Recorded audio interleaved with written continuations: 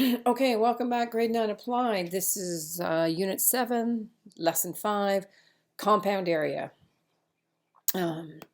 First little sort of minds on sort of problem, because this one's not related to area, it's related to perimeter. So this guy's jogging around his table here, and he says if he goes around the table 478 times, that'll be a mile. I've given you some conversion factors here, and you're going to determine whether the jogger has made a reasonable calculation. Again, I'm going to pause. I'm going to recommend that you pause because you should actually be doing this work.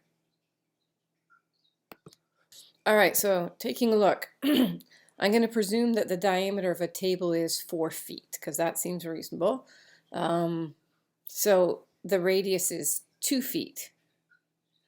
And if the radius is 2 feet, I'm going to use circumference is, got this pen, so circumference is 2 times pi times r. Now, again, presuming that the diameter of that table was 4 feet, a radius would need to be 2. And 2 times pi times 2 gives me 12.575 feet. So that's once around that table is 12.575 feet. He's going to go around that table 478 times. So 478 circumferences would be 478 times 12.75. And that's giving me 6,008.46 feet. Now I'm going to use this conversion factor. I want to convert the feet to miles, so I'm going to have to divide the number of feet by 5280, which is what I've done here. And that gives me approximately 1.1 miles. So has he made a reasonable calculation? Yeah, he's close. Again, all of this depends on the diameter of the table. So I decided to approach this a different way. I just had to get a drink of water there. So the first thing I want to do is figure out what we would need the circumference to be if he wants to run around that 478 times and go a mile. So if a mile is 5280 and he goes around it 478 times, that means we need the circumference to be 11. And so then I decided to solve. I want 11, the circumference, to be equal to 2 pi times r. So if I isolate for r, I'm going to need to divide by 2 pi. So r is 11 divided by 2.5, and that's 1.75 feet.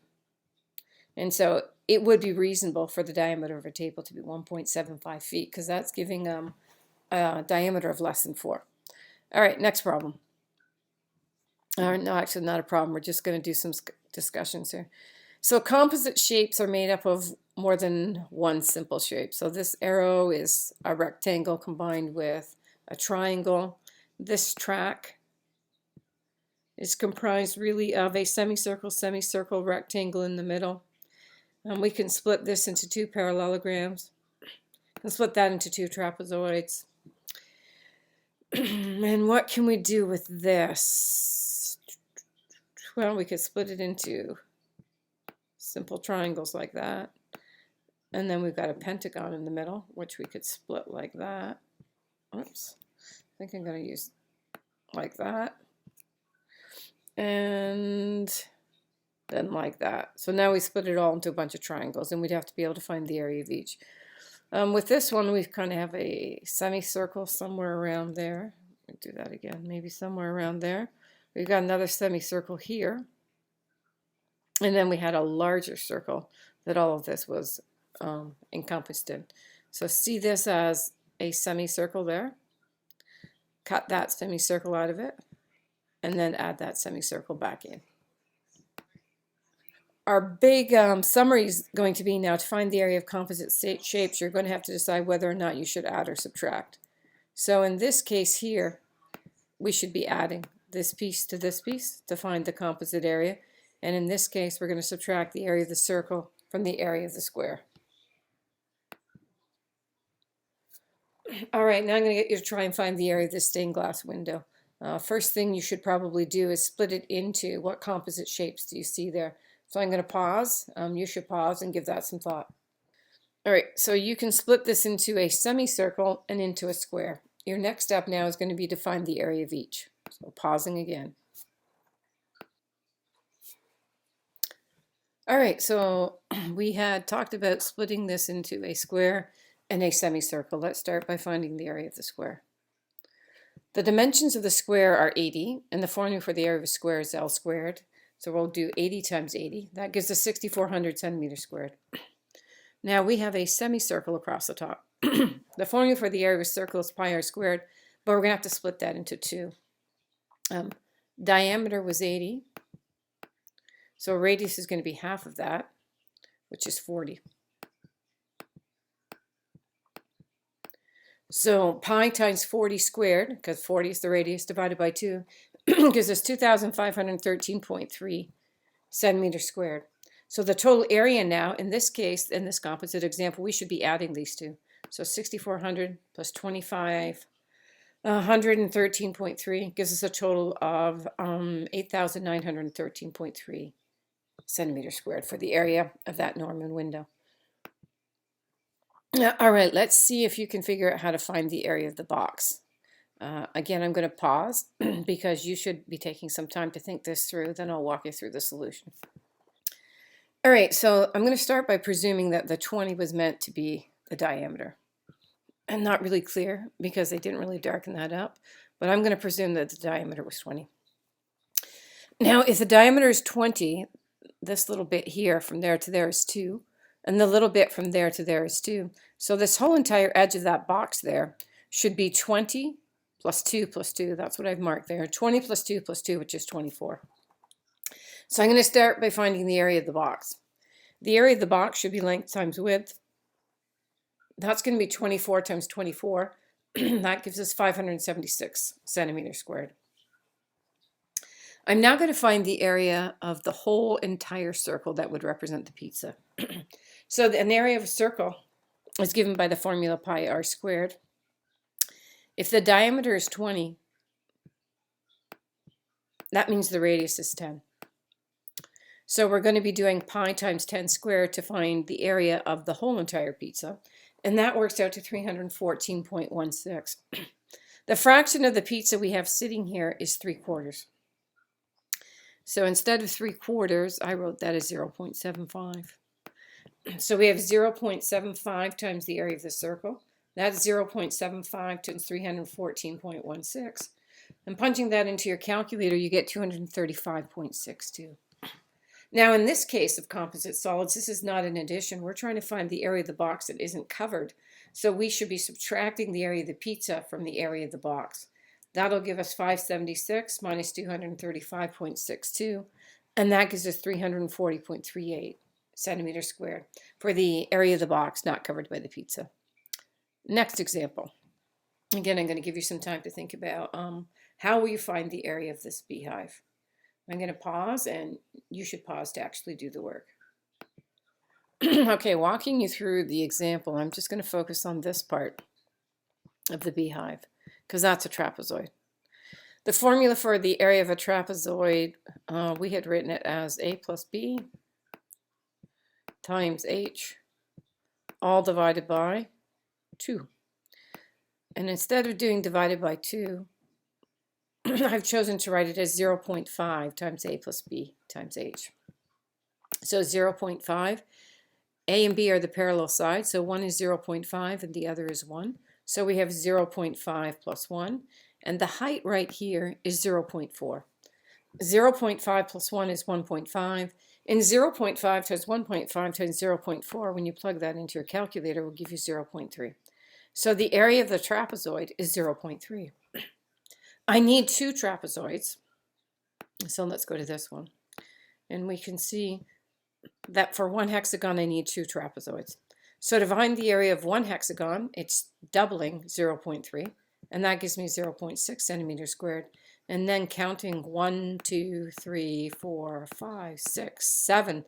7 hexagons altogether, so I want to find 7 times the area of the hexagon. That's 7 times 0.6. And that gives us that the area of that beehive is 4.2 square centimeters. All right, next example. I'm going to try and find the area of the deck. And then after you found the area of the deck, actually, maybe I'll let you think about it first, and then I'll give you a hint. So I'm going to pause, and you should think about it. All right, so I'm going to suggest you split this into, we've got a triangle here. The right angle is here. So that could be the base, and that could be the height. And then you got this great big rectangle, and what you've done is you've cut that piece out of it. So that should be enough of a hint for you actually to do the work. And after you found the area, then figure out how many cans of paint you would need, and then what the total cost would be. And again, I'm going to pause because I would like you to do all of that work, and then we'll take it up. All right, so taking this up now, I'm starting with the area of the whole entire rectangle, which I'm outlining right here. The formula for the area of a rectangle is length times width, so that'll be 9 times 8. This unit should be meters squared here. We already talked about the triangle sitting right there. Formula for a triangle is 1/2 base times height, or 0.5 base times height. And the base and height are both 5.7. So we have 0.5 times 5.7 times 5.7, which gives us 16.425. The unit should be meters squared. And now the area of the deck, I would need to take this piece out. So the area of the deck is 72 minus 16.425, and that gives me an area of 55.755, which I decided to round to 56. And again, unit should be meters squared. Now, a can of paint, it says, covers 28 centimeters squared. I need to cover 56, not centimeters, 28 meters squared. I need to cover 56 meters squared. So I'm going to need to do 56 divided by 28. That gives me 2 cans. So I'm going to need to buy 2 cans. Each can costs $23.99. So I'm going to start by finding the cost of the paint. 2 cans at $23.99. Gives me a total of $47.98. HST is 13%. So I'm going to multiply the cost of the paint, 47.98, by 0.13 to find the tax, because that will return 13% of that. That gave me $6.24. And now the total cost would be the cost of the paint plus the tax, which gives me $54.22. All right, the next example, you're going to find no, I'm just going to give you some hints. So the diameter of this whole shape is 12. That should give you enough information to find the radius, because you only need the radius to find the area of the whole thing. To find the area of one of the smaller circles, it does tell you the smaller circles have a diameter that's 1/6 that of the large circle. And then to find the area of the black swirl, remember that black swirl, if we include this piece, should be 1/2 the whole shape, and then we should take that little circle out. So I'm going to give you some time to think and work through that. All right, so taking this up, the formula for the area of a circle, because the symbol itself is a large circle, would be pi times r squared. The diameter is 12.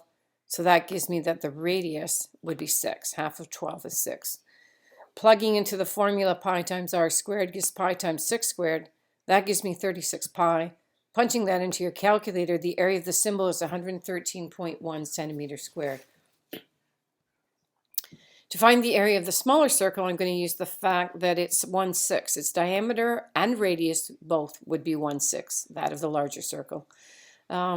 We're missing the number here. We'll put 1 in there.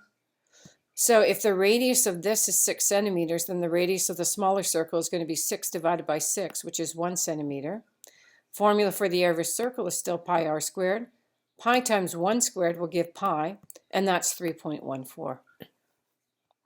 So that's the area of one of these smaller circles, is 3.14. Now the area of the swirl. Think about each of these swirls splitting that shape exactly in half. So if I included this piece over here, this area here should be 1/2 the whole thing.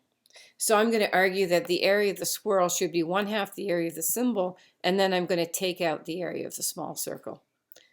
So we're going to take 1/2 the area of the whole thing, which is 113.1, and then I'm going to subtract the area of that small circle, which was 3.14.